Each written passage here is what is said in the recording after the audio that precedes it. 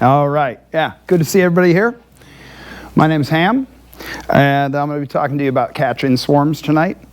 So last month, I talked at you all about swarming, kind of how it starts, how they go about it, what's going on inside the hive.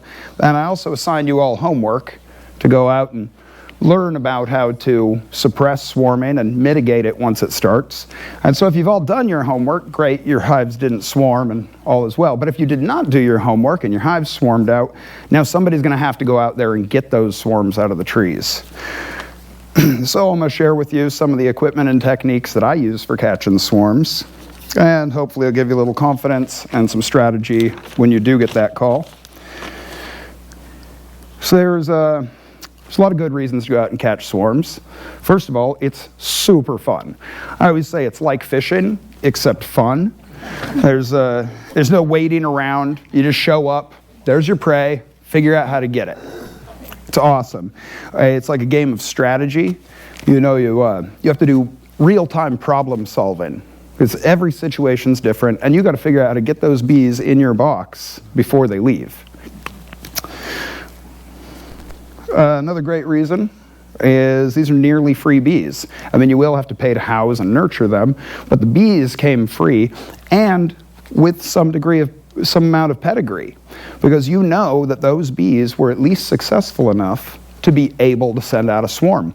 And if it's early spring and you catch a primary swarm, you know that those bees were able to overwinter in our environment. And that's the first test right there. Another good reason to go out and catch swarms is you are performing a service for the community. If you don't catch those bees, they're going to end up moving into somebody's walls or in a tree in a schoolyard or something like that. Somebody's got to get them off the streets, and it might as well be you. So if you do want to catch swarms, and you do, first you're going to have to find them. One way you can find them is have them come to you. You can set up swarm traps. My favorite swarm trap is a complete hive sitting exactly where you want it to be. And then when the bees come to you, they chose that location. They're content, and so are you. But really, swarm traps is a different conversation, and we're here to talk about catching swarms. So if you just want one or two swarms to put in your backyard, just tell your friends and your family and your coworkers, and you'll be surprised how soon somebody finds one for you. Also keep your eye on the Facebook groups. And keep your own eyes open. Like, look up as you're driving around. You might just find one on your way home from work. If you are looking to stock your whole apiary, or you just love doing volunteer work, you might want to get your name on a swarm list. And this time of year, you will probably be inundated with swarm calls. But once your name is on that swarm list, you are now obligated to your community to answer those calls and relieve people's stresses. People panic when they see a big bearded trees of bees in their tree. You have to answer the call and go get them. And I'm talking to anyone out here who's not answering that call. Get your name off the damn swarm list if you're done catching swarms. Okay, so now that your name is on that swarm list, you're going to need some kit. Can I get the house lights up just a little bit?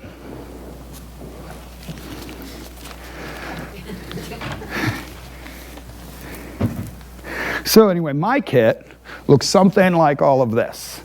But your kit might be as simple as bee suit, box, and some tape.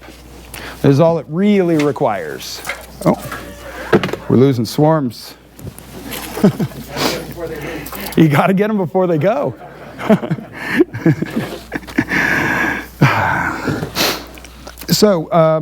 But I prefer to catch them in something like this, full-size hive.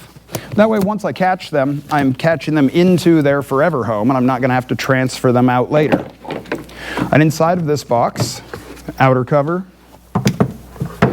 inner cover with a hole. This top box is empty. This is just a shaker box. And then inside, it is filled with empty, undrawn comb and just one stinky old brood frame. And we'll get back around to that stinky brood frame later.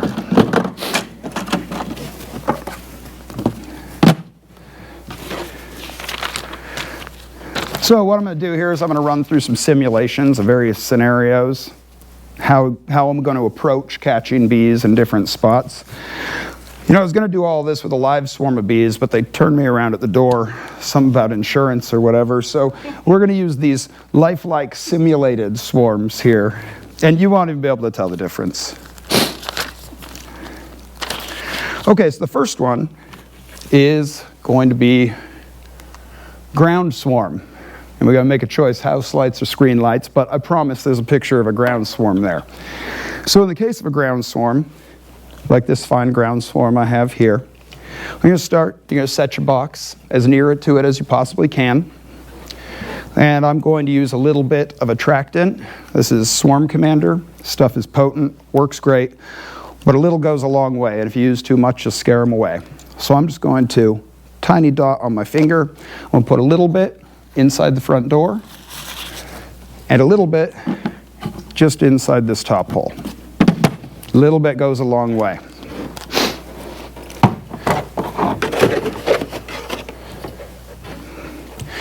Now, the very most important tool in my swarm catching kit is these.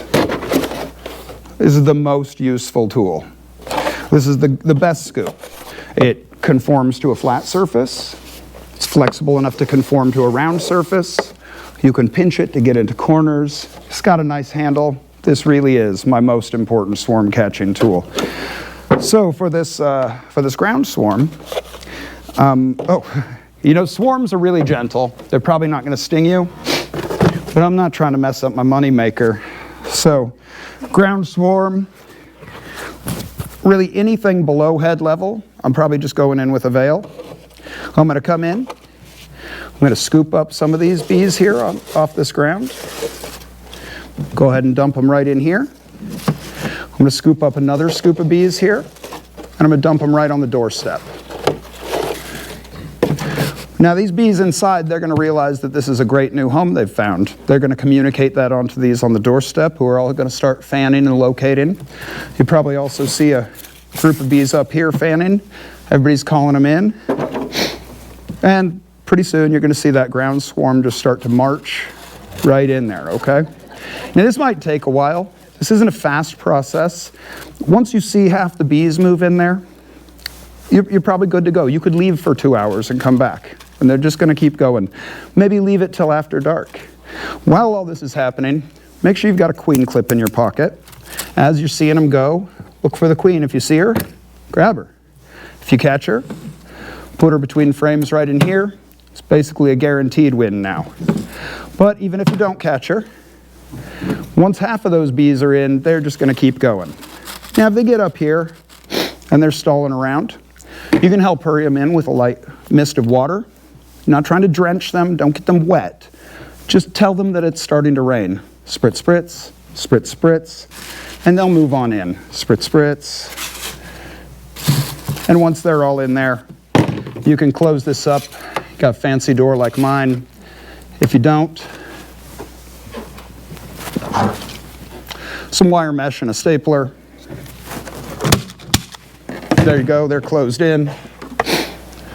Lid on. Strap them up. There's your ground swarm. Now,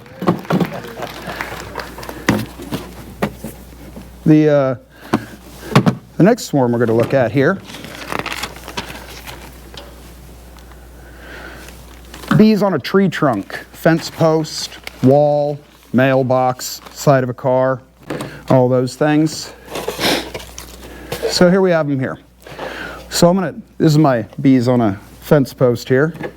Again, have your queen clip.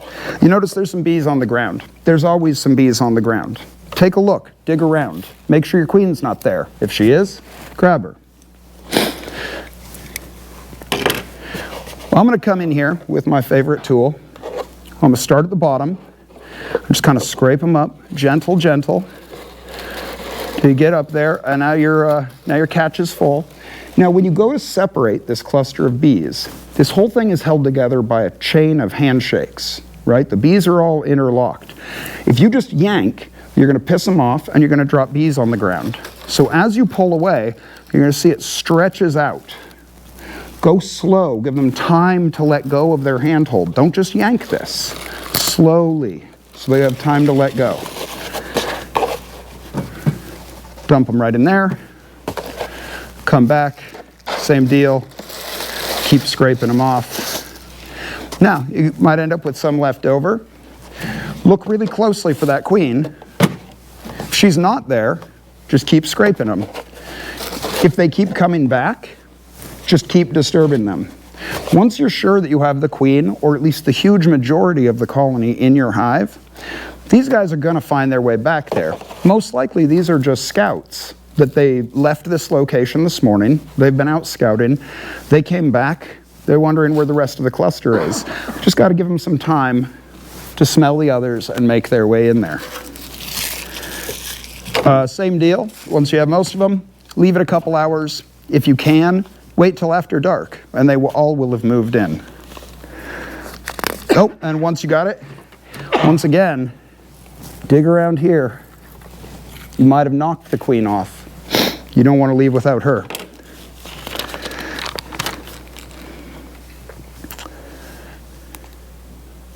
Okay, next we're going to look at hanging swarms, swarms hanging from trees.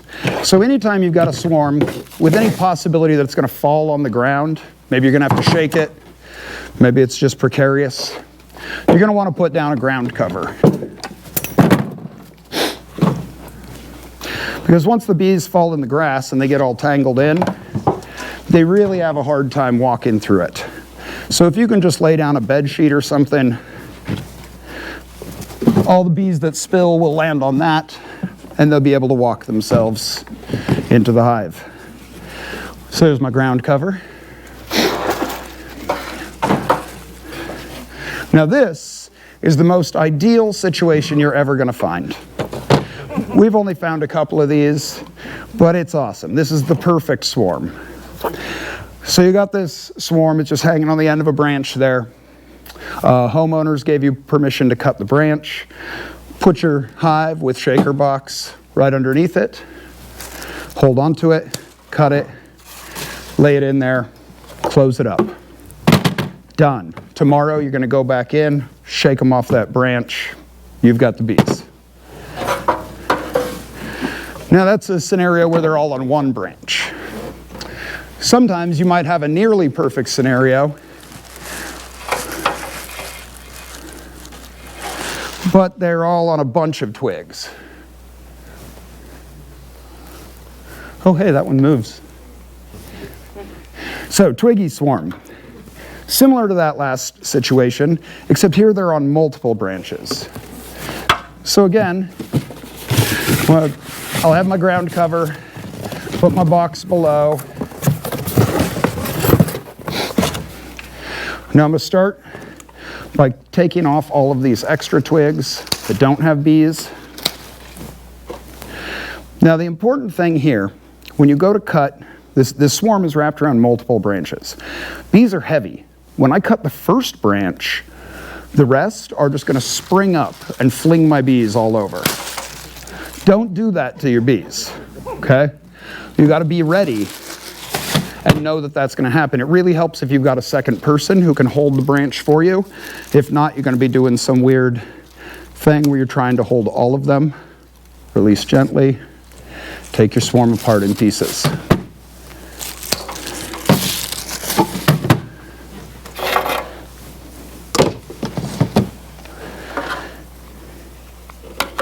Nice prop. What's that? Nice prop. Oh, thank you, thank you. Okay, next bees we're going to look at. Bees in the crotch of a tree. Okay, so I've got some bees up in the crotch of this tree up here. So I'm going to head on up. And this is a great time to talk about ladders. This is the tallest ladder that I take to catch swarms, because this is as far as I'm willing to fall over a swarm. There will be more swarms, and none of them are worth getting injured. This is it. I have much taller ladders for other jobs. This is as high as I'm willing to go for a swarm. And you might be nimble on a ladder. You might be tough about bee stings. But unless you know how you're going to react when 20,000 bees fall on your head and start stinging you, you do not want to find out while you're on the top of a tall ladder. So anyway, crotch bees here. I'm going to start, same tool, all the things. I'm going to go around the edges, scrape off everything I can. It really helps you have a second person who can take this to the hive for you. Otherwise, you're going up and down, up and down. Now you've got all the easy ones, and they're all tangled in there. So next I'm going to go in with my fingers from behind. I'm just going to get my fingers into the crevices and just kind of poke them out, scare them out the front side where you can come in and scrape them off. And you will drop some. Okay, so with your fingers, get in from behind and just push them out. Presumably you have gloves on? What's that? Presumably you have gloves on? I probably do. Swarms are pretty gentle though, and some people are just hard-ass like that. I wear gloves because I don't like having my hands sticky. Okay, so now that worked great, but maybe that crotch is too tangled, too convoluted. You can't get your fingers in there. You can't get them out. So you're going to go back in, get your filthy, stinky brood frame, and just prop it up in here for half an hour. If you can't prop it, just stand there. The bees are going to be very attracted to it, and they're going to climb onto it, and then you can just pull it out with the bees on your brood frame. Now from here, if there's still more up there, maybe you're just going to shake them off, or maybe you're just going to put them away, covered in bees.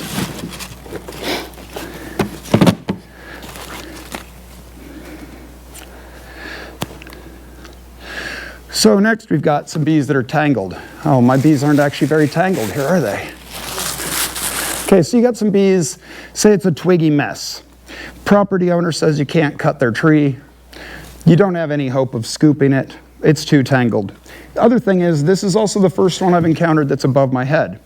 That one I was on a ladder, but I was facing them. This is above my head. Again, if you don't know how you're going to react when 20,000 bees fall on your head, you don't want to find out with naked skin. So this is the point where I'm putting on a bee jacket, anything above my head.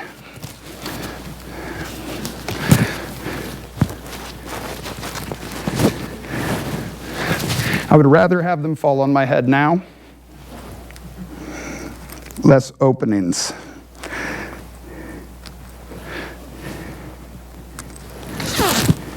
Oh, pro hack here.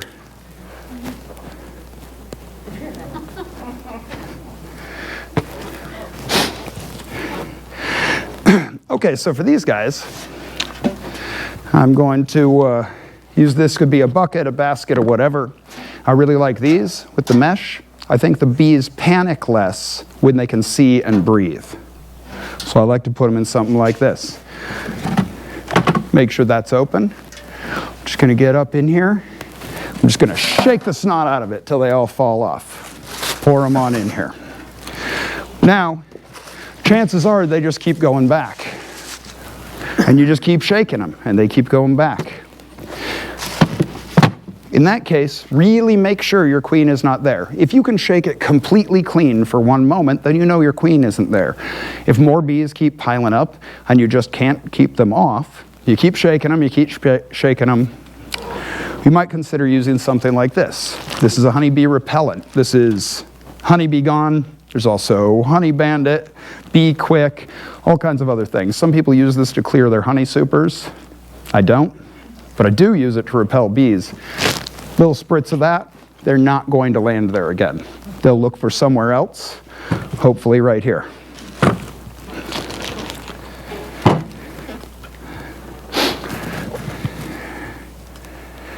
Okay, now sometimes bees are even higher than that. And I already told you not to use tall ladders. So, say those bees up there, you're probably going to want to have in your kit some kind of thing belonger. Now mine just goes like this.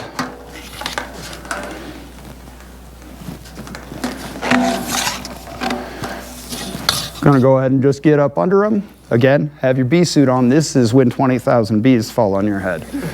Get up under there and just with a sharp jerk, knock your bees off. Ooh, make sure your box is open.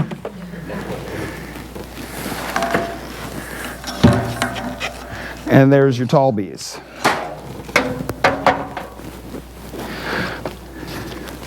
Now, sometimes things are even weirder. Like, let's see. Here's bees in a dryer vent. How are you going to get bees out in a dryer vent? Well, it helps if you have a vacuum. Now, this is a vacuum that I've modified to be okay to catch bees in. It has to be really weak, or you'll just beat the bees to death on their way down the hose. It's also really helpful if you have a battery that can power it, because wherever you're at catching this swarm probably doesn't have outlets. And it's really helpful if you have a thing bee longer for your vacuum. Now, this is going to be great if you have bees high up on a tree trunk or a wall, side of a chimney, anything like that where you can't quite reach them. I'm going to come in, not running the vacuum, it's loud. But when you go in with your vacuum, whether that's with a thing bee longer or right in your hand, you're going to start at the bottom because they're hanging from the top. If you go to the top, you'll drop the whole bivouac. So start at the bottom. Don't take big chunks. If you take big chunks, you'll plug the hose and you'll just mash them into hamburger. So just a couple bees at a time, back and forth. Work yourself around until you've gotten all the way up to the top and actually got the whole swarm.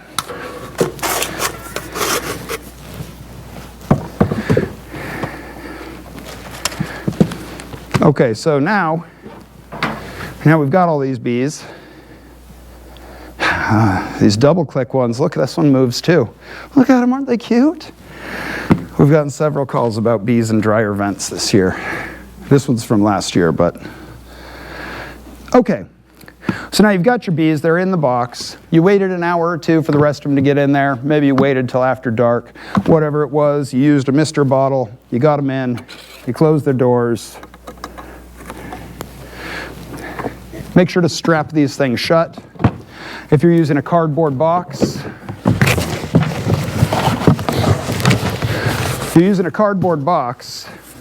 you will have, should have mentioned it, you'll want to make sure there's a little hole in the top, just like I had a hole in my inner cover. And you also will want to have cut a little door down here. Leave the flap, you're going to want to tape that shut later. So anyway, now I've got my bees. I'm going to go ahead and close this up, or I'm going to tape this up. If you're in a cardboard box, tape every seam. You don't want these coming out at you in your station wagon. If you're working out of a bee box, make sure you strap it up. Same deal. Now when you put these in your car, you need to orient it so that the frames are situated front to back, so that when you hit the gas and brakes, you're not swinging the frames back and forth and smashing your bees. So orient the frames with the vehicle and take your corners really, really slow. It takes a minute to get unsuited here.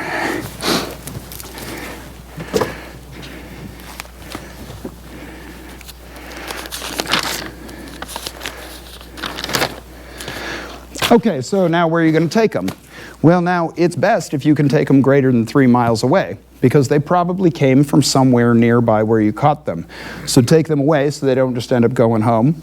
It's also best if you're taking them to some kind of a quarantine yard, so you can evaluate them for disease before you incorporate them with the rest of your bees.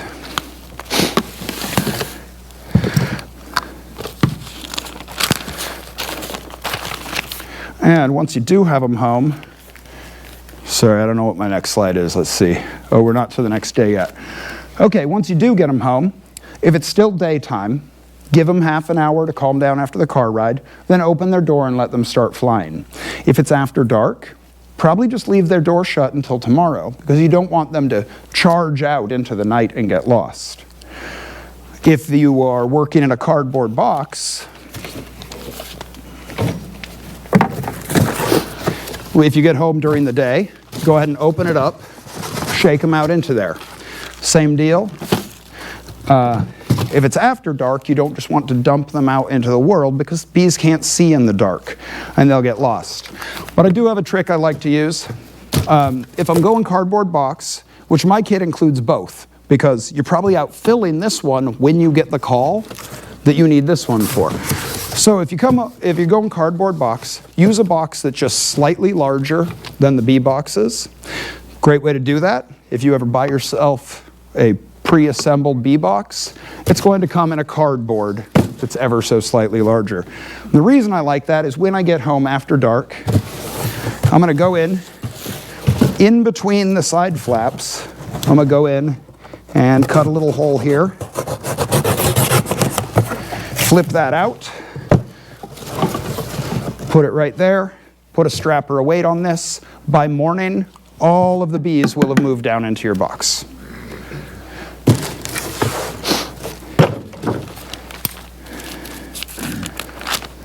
Okay, so the next day,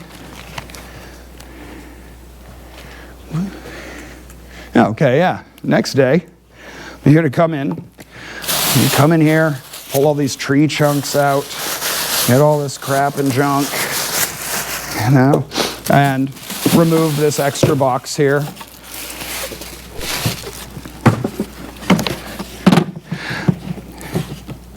Close them up, let them be bees.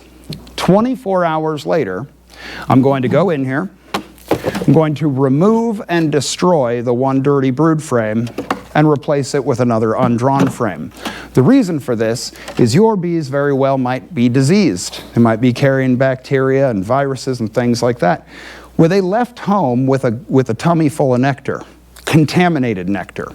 If you give them one drawn frame, as soon as they get here, they're going to regurgitate all that up and store it away in here. You take it away from them, you've just removed all the contaminated nectar that they brought with them from their last hive. After I take this out,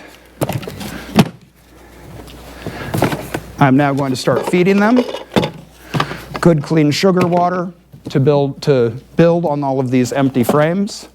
Processing that much sugar water through and processing it directly into wax will help flush their system of any remaining disease. So that was after 24 hours. I remove and destroy. Don't reuse this because the whole reason you put it in there is to catch disease. Now, after 3 or 5 days, I'm going to go back in there. I wonder if we have a 3 or 5 days. Nope. After 3 or 5 days, you're going to go in there and look for eggs. If you see any eggs, then you know you had a mated queen, and it's time to do an oxalic acid treatment right now. This is the only chance you're going to have with no capped brood. If you don't see eggs, you might have a virgin queen. You don't want to spook her off with any kind of weird treatments. So you're going to wait another week, go back in. As soon as you see eggs, it's time to give them a mite treatment before they have any capped brood. And then you're going to spend the next few weeks diligently looking at their brood for any signs of brood disease. So you should all look that up, learn what to look for, and look for it while you're in there. And after a couple of brood cycles, maybe 6 weeks, you see no signs of disease, probably feeling pretty good about bringing these bees back to your apiary to join up with your other bees. Real quick, a few other things you might want in your kit. I've got things like caution tape. If you're in a really public place, this is just good policy. Rope your area off. Extension cord. Mesh bag if you're in an enclosed vehicle. Put a bag around the hive. And it's a really good idea to have an extra veil and gloves for whoever it is that called you. They want to be involved. They're excited about this, but they're also scared. If you hand them a veil and gloves, it gives them permission to get up close and really experience this with you.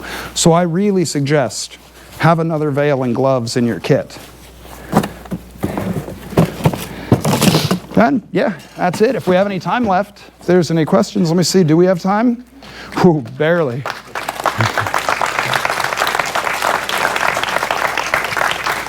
You said give them oxalic acid. Is that anything you can use? Well, I mean, some of the other ones, all of the hops-based products and formic acid are temperature dependent. Formic Pro.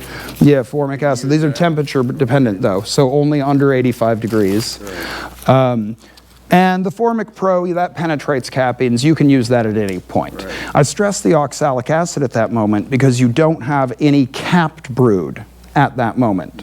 So it's going to be the very most effective time to use oxalic acid because oxalic acid does not penetrate the cappings. A lot of people don't have oxalic acid because it's expensive, the equipment and everything else. But they Yeah, I mean, if you will have formic. you buy the legit oxalic acid, it's absurdly expensive, but Florida laboratories will send you a bag for real cheap. Or you could use a Roxanne strips. The oxalic acid strips will be effective at that point. Yeah, any oxalic acid when they don't have any capped brood, that's your moment for oxalic acid. But if they do have cap, let's say we caught a swarm right when we were getting ready to pick up our nukes. Awesome. Yeah, but and we took it and then we moved it away from where the others were. Okay. And they've been happy as all get out. But we believe that they have some capped brood in there. Should we be treating? Okay, so once you already have capped brood, follow all the steps. First, do a mite wash. See how bad the problem is. Like I was suggesting that as soon as you see eggs, go ahead and do a prophylactic treatment, just in case, just because you have this opening with no capped brood. But once you have capped brood, do a mite wash and just count the real numbers and decide what you need to do. How does the bill thingy stop the bees from stinging? Well, my hat has a wide brim. It kind of holds the net away from my face a little bit. And their stinger is only 3 millimeters long. So as long as it's out here, they just can't reach me. But they will try sometimes. What if it goes under? That also happens sometimes. But usually if a bee gets in your veil, they don't want to be there. So they're more concerned with trying to get out than trying to get revenge. Another question. Real quick. 2 weeks later, Yeah. we found another swarm, smaller swarm, Yeah. in the same spot, exact same spot. And right above it is a tree limb with another hive up there. Okay. So we're wondering if they're all one group at one time or not. They're probably coming from the same place, but also once a tree is marked by a swarm, it's going to catch swarm again and again and again and year after year. Well, it's amazing. I don't really understand the mechanism there, but it's kind of like the drone congregation areas. I don't know how they know where to go, but all of the drones and queens know where to go. And same with swarm trees. Once a tree has been used, they're going to use it again and again and again. And, if you're seeing that many swarms in one spot, they probably are local. There's probably a mother hive somewhere right there. Yeah, well, that's what I'm figuring. If it's just like that, you probably caught a primary swarm, and then the next one was a virgin swarm, and the next one was a virgin. Yeah. All right, anyone else? Anything else? Is there maybe a silly question, but is there an unsafe distance for bees to fall if they're in one of those twiggy swarms?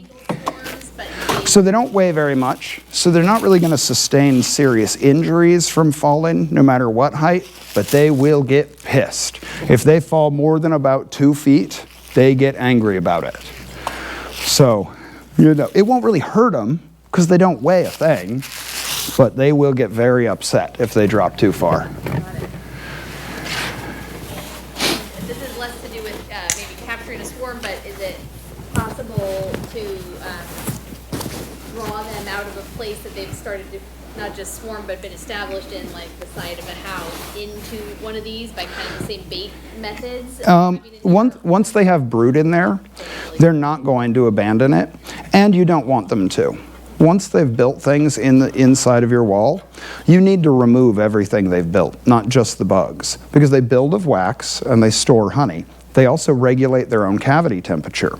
So if you remove the bees but leave everything they've built, the first day the sun hits that wall, the wax will melt and the honey will let loose. And now you have an ant infestation and a rat infestation. Bees will be coming back, and if the honey is left on your studs long enough, it eats away at the wood itself and causes actual structural damage.